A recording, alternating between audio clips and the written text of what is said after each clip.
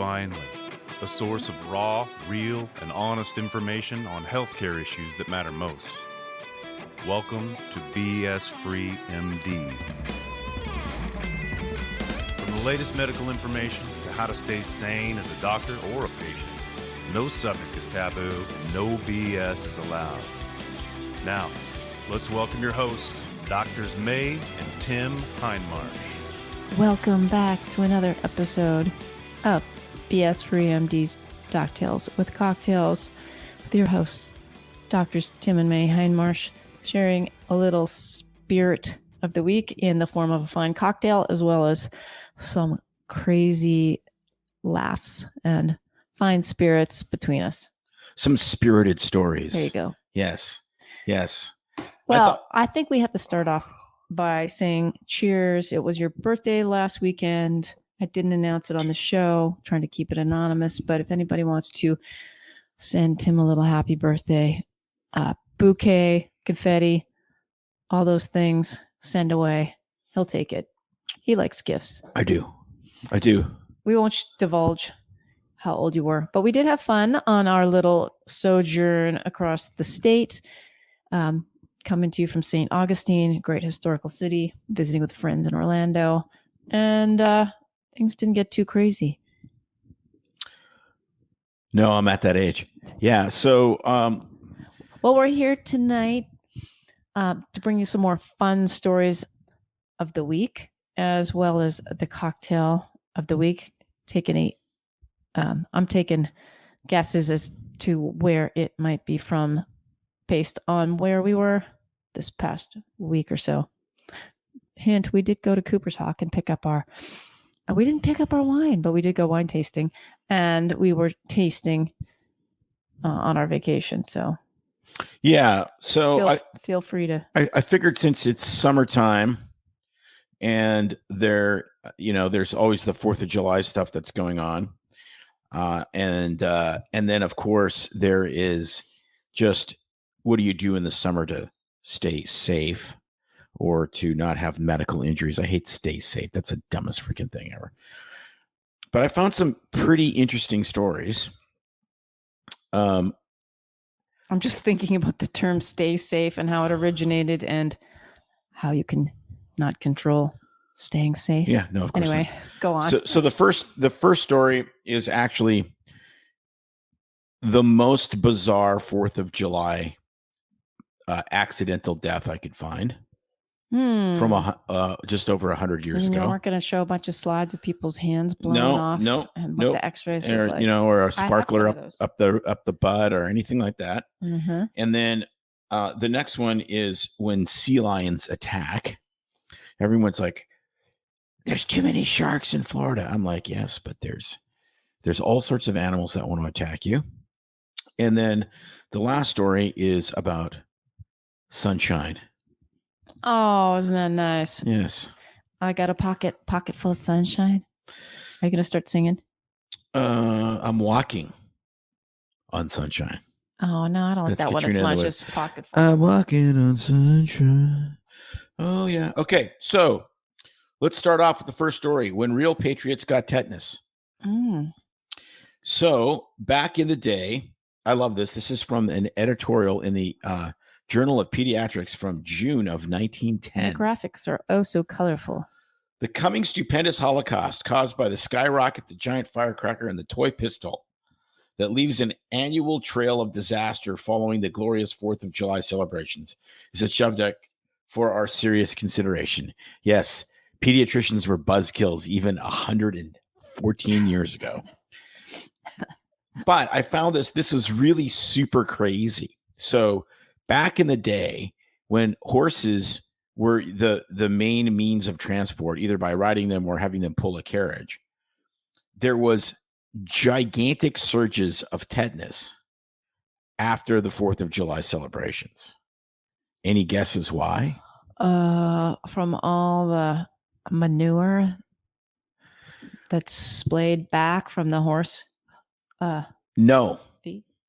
Because they literally like to blow shit up. And so what would happen is they would be blowing up all these firecrackers and fireworks, and they'd hit the ground, and they would blow the dirty horse-infested Clostridium tetani shrapnel into people's legs and arms. Oh, yeah. And they would get tetanus. Yeah. Because tetanus, the primary reason tetanus is so unbelievably rare now is because we don't have contact with horse poop. Because it's just loaded in horse poop. Yes, but you have to look at how rare tetanus was. You know, how rare it is now, how reasonably common, but still uncommon it was 100 years ago when horses walked on cobblestone streets. They crapped everywhere. They would leave, like a horse shoe nail would get pulled out like all the time because they're walking basically on stone. And then you would hit the nail. That's where the rusty nail came from. It has nothing to do with the rusty nail. It has everything to do with you have a nail that is like coated in Clostridium tetani from horse feces. So you just imagine it's like you're going to the 4th of July celebration in 1903 and you're riding your, wagon with being pulled by a horse, your cart, and you get there and there's just horse crap. Like it's just everywhere. Like that's just the way it is. Right. And then things start to blow up and you get like just stung a little bit with a horse infested chunk of shrapnel, and they would get surges in tetanus, which they could do basically nothing for. It's virtually 100% fatal without antibiotics. And that would be that. So they called it Patriot Tetanus. Patriot Tetanus. Because it would happen after the 4th of July. And in 1903, they had 406 tetanus fatalities. Wow. From Patriot Tetanus. So the firework, like, I'm just thinking the fireworks have to blow up, hit the ground. And then, because usually we're thinking fireworks in the sky. So what's hitting the ground? Well, it was firecrackers. Kids would get just think of it. Like you're a kid. You have firecrackers. They're all strung together. You light one, you throw it on the ground, you watch it. It's blowing up on the ground. Bam, bam, bam, bam, bam, bam, bam. Okay. And then it's throwing little chunks of horse crap. That makes sense. Embedding in your body. From 1903 through 1909, pediatric tetanus was responsible for almost 2/3 of the 1,531 July 4th explosives-related deaths. Wow. 2/3. Wow. It's like out of 1,500. Those kids playing with poop. That is, well, no, they were just out in the field. Yeah, sure. Stepping on a rusty nail. Not going to give you tetanus. It's not the rusty nail. It's blowing stuff up. Just in time. Okay, so then, however, there was hope. In 1900, tetanus victims would be treated with an injection of antitoxin that we now understand as antibodies against the tetanus toxins. As access to the antitoxin increased, the number of deaths from tetanus declined just in time for World War I, where soldiers would encounter, filthy shrapnel continuously. It was tetanus antitoxin was heavily used during World War I, drastically reducing the disease's mortality compared to previous military engagements. Because again, all these military engagements were with horses. By World War II, we had moved beyond treatment to a preventative vaccine, tetanus toxoid, which is basically what you get now. Okay. So here's the thing. You can get tetanus from a rusty nail if the nail is dirty, obviously has the tetanus bacteria on it. Well, yeah, but you could get it from a fingernail clipper with that. But the bacteria is in soil, dust, and animal and human feces. Yeah, it's not the rust, though. Correct. It's not the rust. Yeah, and they just basically the whole gist is that rusty objects end up in the same places as where that bacteria is, such as, in the rotting piles of rotting leaves, decaying debris, manure, etc. So it's a transmitter of the bacteria that's lying about. Fascinating. Well, let's hope there's not a surge in childhood tetanus after this spectacular. Well, there's not going to be a surge in childhood tetanus. It's not possible. What? There's not a whole bunch of unvaxxed kids running around? It doesn't matter if you're unvaxxed. It matters that you're around piles of horse shit and don't have access to antibiotics. There's people around piles of horse shit in the country. Yeah, but it's not the same. Like the volume and the risk is so small that you needed massive volumes to have any real risk. Plus, they can treat horses with antibiotics. True. So it's completely like everyone freaks out about tetanus. It's completely different. Like your risk of tetanus is so low. Now, I'm not saying don't get a tetanus shot, but it is a tetanus toxoid. And so, it's not a real vaccine. It's not vaccinating you against tetanus. We talked about this before, but how many cases of tetanus have we seen in our careers? One. No. You've forgotten. So it was one up until 2018. And then I saw another. This guy walked in, pretty much convinced he had tetanus because he did I think he cut himself while he's working around some dirty equipment on the farm. And then he started to get contractions of his pectoralis muscles uncontrollably. And his wife was laughing at his dancing boobs, man boobs, and they were spasming. And he was starting then to get it in his arm. And he came in and said, I think I have tetanus. And bada bing, bada boom. I called the infectious disease doctor on call. And at first I thought, what are the odds? And we drew labs and he did. He got some antibiotics and he was good to go. Exactly.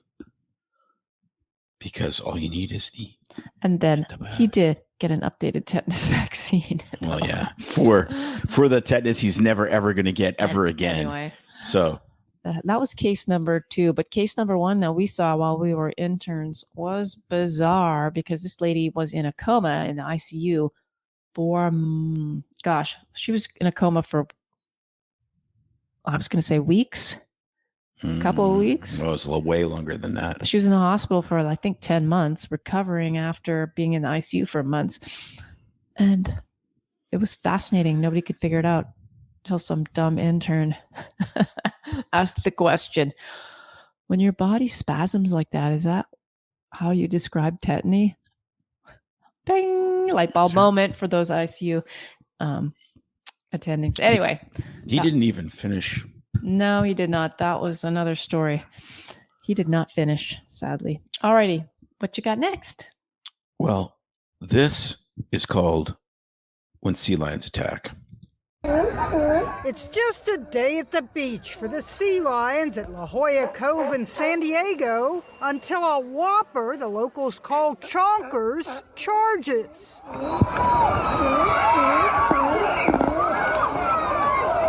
Chonkers may have been charging at another sea lion on the beach, but tell that to freaked out beachgoers. Moms running with their kids, grown men squealing like little girls. I loved it. Japhet Perez Estrada shot the video from the water where he was swimming. He sometimes keeps a camera and a waterproof cover hanging around his neck. He gets annoyed at tourists for aggravating the animals. I've seen kids throw rocks at sea lions. From sea lions to sea otters, 455 miles up the coast in Santa Cruz, Otter 841 has become a local legend. Oh my gosh! 841 wears a tracker. Okay, so this otter is literally attacking a guy on a surfboard. Didn't we? No, I've seen this. You showed this to me. I thought we showed this on Doc Tillis, no. But all right. No, it's almost done. But like this otter it's awesome. He's trying to mount the guy's board. Well, he's on the guy's board. Raised in the Monterey Bay Aquarium, then released into the wild. Lately, she's gotten too wild. There are signs posted warning aggressive sea otter. She's a fugitive. Worried she's a menace to herself and the public, wildlife authorities are trying to shooing the hell out of this guy's surfboard, hoping to place her in an aquarium or zoo. Right. But the Otter 841 fan club is pushing back with petitions to keep 841 free. Being an otter is not a crime. You can literally buy Being an Otter is not a crime hat. So that was poor otter. Well, he was raised in captivity and then he was released and he just goes wild. He just goes crazy, right? I mean, it's like you lock him up, you let him go, and then you got to lock him up again. He's not afraid of people, so, No, he's not afraid. That's the whole point. That's the thing. He's not afraid of people at all. So then he's in the wild and he's just like freaking out on people. I love that. Yeah. Everyone freaks out about, we have too many sharks in Florida. We had some really bad shark attacks this year already. Really bad. And yes, but there's sea lions and otters that can lay waste to you as well. Yes. So it's not just sharks. Water moccasins and I'm thinking of stingrays and all those other things. Well, stingrays sting people all the time, but they're not aggressive. True. People step on them. And then they sting because that's what they do. That's why they're called stingrays. And not just manta rays or Ray Charles. Ray Charles never stung anybody. Yeah. So they sting. That's their job. Exactly. It's in the name. Yes. Well, instead of save the turtles, now it's Save Otter 841. Yeah, I love he's got the tracker. If you really want to freak out, there's a shark tracker app that you can download, and it has all these sharks that they tagged and how big they are and what breed of shark they are and where they are and how long they've traveled. And it's like, since they tagged them, like they tagged them like 2 years ago or 3 years ago, and they're like they swam like 3,000 miles. Wow. Yeah, it's pretty crazy. Shark tracker. Yeah, it's like the Santa tracker. Yeah, except this one is actually sharks. Wow. Yeah, I'll show you. It's right here. It is called Shark Tracker. Believe it or not, it's called Shark Tracker. No, I believe you. And so then you can look them up and see where they're swimming. So yeah. Is that a good app to have if you're going to go to the beach to see if there's any? Well, they're only the. They have the turtles on here too. So there's a ton of turtles on the east coast of Florida, tons, and then there is a shark really close to Port St. Lucie on the east coast. And his name is Breton? His name is Breton.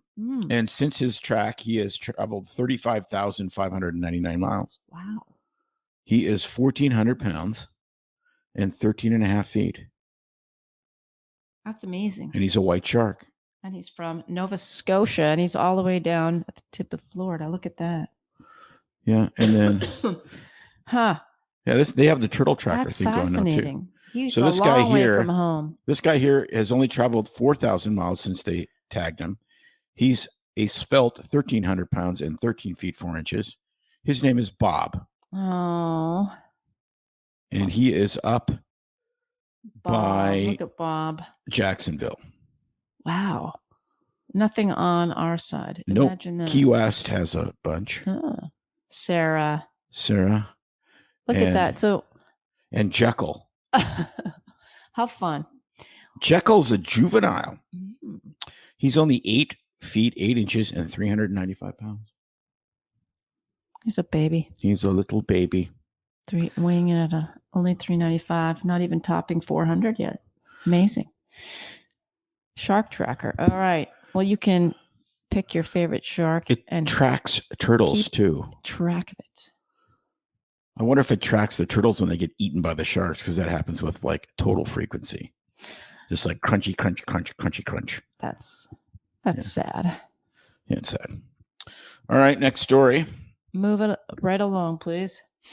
Okay, so I was driving home from work on the illustrious I-75 several nights ago, listening to the Saskatchewan Roughriders football game on the interwebs, and they had an advertisement for the Americans.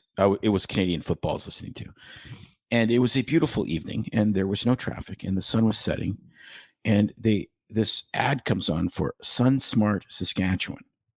Okay, so Saskatchewan is up in Canada, and it is winter there about 9.5 months of the year. And it's right. cold. Yes. It's very north. Yes. They do get sun in the wintertime, but they don't, I mean, it's not really sun. It's dark a lot of the hours of the day. It's dark, what, 13 hours, 14? I can't. No, it's more than that. It's got to be dark about 17 hours of the day in the middle of winter. Oh, it's more than half. Yeah. So anyways, because what would it be? It would be about the 52nd parallel. Look it up, May.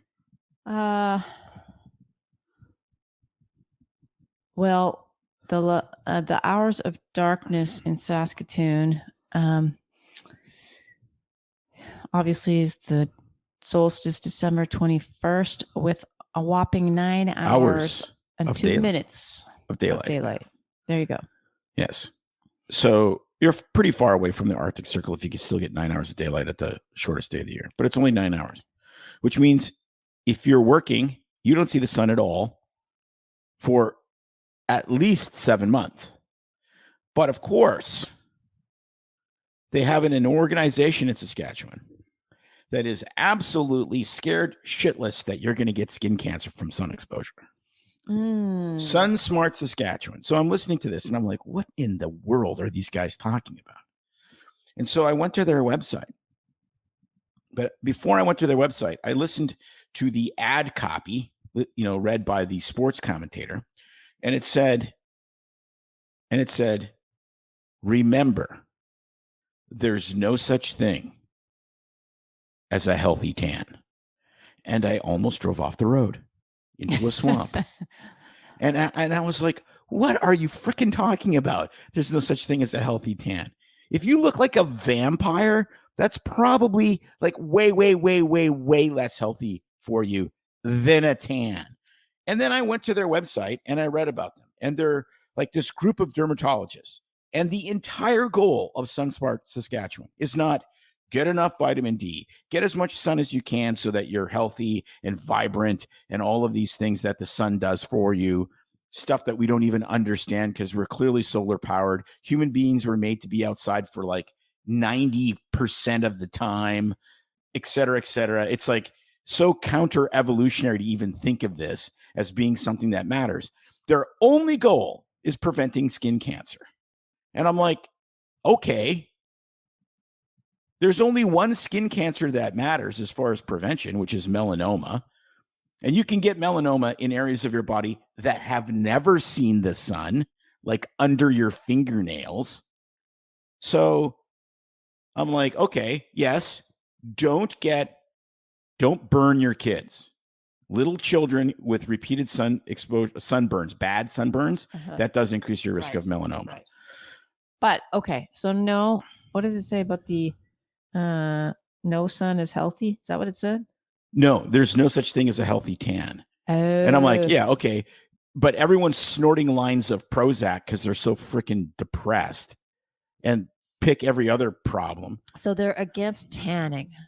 But between 70 and 97% of Canadians demonstrate vitamin D insufficiency. Because they're vampires. And in this Science Direct publication, 53.3% of the Saskatchewan patients, I'm trying to remember what this is from, had relative insufficiency or deficiency of vitamin D. Right, but that's based on the lab test. Yes. Which is just this normogram. It's not optimal vitamin D, which is way, way higher. Yes, and then it said that they must have taken that sample in the summer because it becomes exacerbated in the winter when the levels went way down. Way down, yeah. But it's not just vitamin D. There's stuff that the sun clearly does for you from a sense of well-being. From, you listen to, if you want to really go down the sun rabbit hole, listen to Jack Cruz, early morning sun gazing, quality of sunlight and how it changes circadian rhythms. I mean, we could go like this would be a great episode just unto itself. If it's not healthy to have a tan, let's see what the rates of skin cancer are. No, they're vastly low. Like they're vanishingly low. I looked it up in Saskatchewan. Saskatchewan had the lower rate of melanoma skin cancer compared to other Canadian provinces. Yeah. It has over 4,000 skin cancer cases a year out of 1 million people. But that's squamous and basal cell, which literally you would have to be Like I don't know how much neglect you would have to have of your body to die of one of those cancers. Like you would literally have to have this growing fungating mass that just continue to grow and like an extra head on your body before basal cell or squamous cell really does much of anything and metastasize to kill you. I mean, you still want to take it off. You still have to take them off. They're still cancer, but they have virtually zero clinical importance with regards to mortality. In other words, cancer can be cured. So we're gonna wipe out all of these other benefits of the sun for vanishingly small cases of melanoma, which is a very serious cancer. I'm not going to say no to that. Right. But listen to this. And for all these other cancers that in a lot of respects are a nuisance. So apparently Nova Scotia has the highest cancer incidence rate in Canada. This is skin cancer, I believe, by the Canadian Skin Cancer Foundation. None of it has the highest cancer mortality rate of the provinces. Yeah, because it's probably because they have zero access to care, even though it's darker up there. Because they live in igloos in the middle of nowhere. Right. Which may actually, but you never know. Genetically, those Inuit people may have a way higher risk for melanoma. That's true. That has zero to do with sun exposure. Okay. The kind of melanoma they get, just like the kind of melanoma that Black people get, obviously has virtually nothing to do with sun exposure because they get it on the bottom of their feet. Mm-hmm. Well, I don't have all the other data on it, but I still think getting sunlight and getting a bit of a tan is very healthy. Oh, it's so funny. More than it's risky. I mean, you just have to limit your exposure. And I don't even think you have to limit your exposure. I was frying my shoulders. I'll probably be at the dermatologist on a regular basis if we continue to live here. So I was kiting with all my friends from Canada in North Carolina. And, one of my friends takes his shirt off to put on his wetsuit, and I was almost blinded by the white. Racked up like a deuce, another runner in the night. And I'm sitting there, and they're slathering all this toxic God knows what on their bodies. And I was thinking, I think I have used less sunscreen in the 9 months that we have lived here than my one buddy used in the first day we were there. That's not necessarily a good thing. I think maybe it's just to get lazy. Now, I will look older faster. I think mission accomplished. For me, it's just like before when we were down here visiting and we're going to go out to the beach and skin was exposed, then I'd layer up. Well, no, it's true. Now it's like I don't, I'm at home. I'm in my clothes. I'm going to go to the gym, ride my bike down the street. I'm not slathering up with sunscreen every time I walk out the door. Totally different. 1 in 10 people in Florida have been told they have skin cancer. It's the second highest rate of new melanoma cases in the U.S. What's the highest though? I don't. California or? Let's see, melanoma incidence. I'll let you know right away. But if you grow up here and you get burnt, because Australia had a real melanoma problem. But again, it's like roasting children is not good. You shouldn't do that. True. Okay. States with the highest rate of skin cancer. Wow. Surprisingly, this looks like Vermont. I wonder why. Wow, that's crazy. No, hit the map again. That's a really good picture. This is this is old data from 2020. Utah. Well, that's not very old. Minnesota, and then Vermont. That was Vermont on the map that I saw.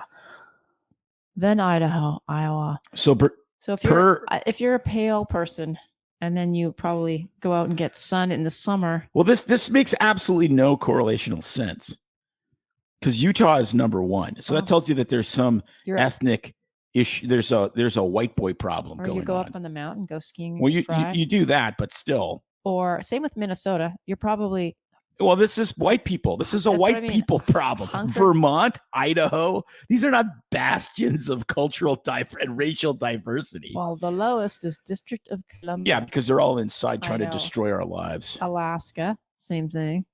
Texas. Wow. Texas is a I'm surprise. surprised at such a low rate. Interesting. Where's Florida? Because there's a whole bunch of weathered old people that walk around. Let's see. I know it's up there. Florida is 24.7 per 100,000. yeah. Yeah, so it's kind of Midland actually. I mean, it's almost half of Utah. Like that's mind blowing. It's almost half of Utah. Fascinating. Anyway, Interesting. Yeah, so I don't know. White skin matters, I guess, right? You know, if you're Saskatchewan dermatologist. you don't want to get the wrinkles. You got to use the sunscreen. Yeah, I'm not a believer. I think that you can use sunscreen, but I don't believe in all that PABA ester My bullshit. face does not match my arms. It's like it's like you go to Hawaii. Look at this. Look at this. Look at the arm. Look at the face. No, Can you see I know. that? Yeah. So I love how every day SPF 30 to 50, no SPF. Chocolate brown arms. I love how they I forgot what I was going to say about that whole I don't know. All I know is while you're thinking of what you're going to say, I'm going to share the cocktail of the week, Citygate which coconut is rum. St. Augustine Spirits. No, it's not. Citygate Spirits. I'm so sorry. St. Augustine is at the top, and that's what I read. Citygate Spirits. This is the coconut rum. Oh, so delicious. Of course, we usually sip ours on ice. It's actually not really sweet. It's a clear liquor, and it's not sweet. It's not too sweet, and you can actually get the roasty. And I put some pineapple in mine. Wow. Look at those chunks of fresh Costco pineapple. May went out to the front door, took the upside down pineapple off the front porch, and no, she didn't. Rolled it in. If you know what that means. I didn't even know what that meant till last year or 2 years ago. I had no idea. And why would I? Look it up. That tells you all you need to know about my life and our marriage. I had no idea. So anyways, that's all the stories we have for this week. What is coming up on the show tomorrow? Do you know? I know who's a dropping tomorrow, like a skydiver from 13,000 feet. Do you enlighten us? Dr. Nathan Bryan, the king of nitric oxide. And why nitric oxide is so important as it's a molecule, but it's a gas in your body, in your vascular spaces. Very educational, super educational conversation we had that I think he did a pretty good job of keeping it on the layperson level to explain what nitric oxide does physiologically, the importance of it on your cardiovascular system, and what happens if it's not working properly. And goes on to talk about new developments in cardiovascular health that they're coming out with. If you've ever taken Super Beats or listened to Sean Hannity rant about the spectacular effects of Super Beats years ago, and we have used it. He was the inventor of the original product. And we will give you the lowdown dirty on what's going on at Super Beats now. Mm-hmm. Yes. Yep. Something's changed and he's not happy. Anyway, so that was a great episode. At first I was skeptical. I thought, I don't know. Learned a lot. It was a fascinating conversation. All right, check that one out. And as usual, check out our new website. Oh, it's good. With all of our links to shows. We are now posting our writing and our blog up there.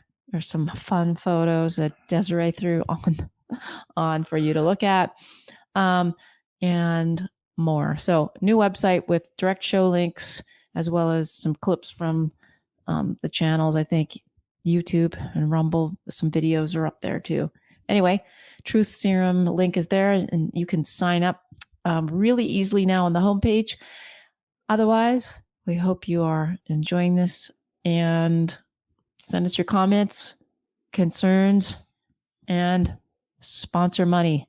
Yes, for sure. All right, everybody. Until next time, keep it BS free. It's no secret that medicine is a bit, uptight. That's why Tim and I created BS Free MD, to mix things up a little and have fun in the process. Besides, we are having these exact same discussions all the time, so we thought we might as well invite everyone to the party. If you really like us, you can get plenty more, and maybe see one of Tim's cool tattoos on our Instagram or Facebook pages at BS Free MD. See you next time.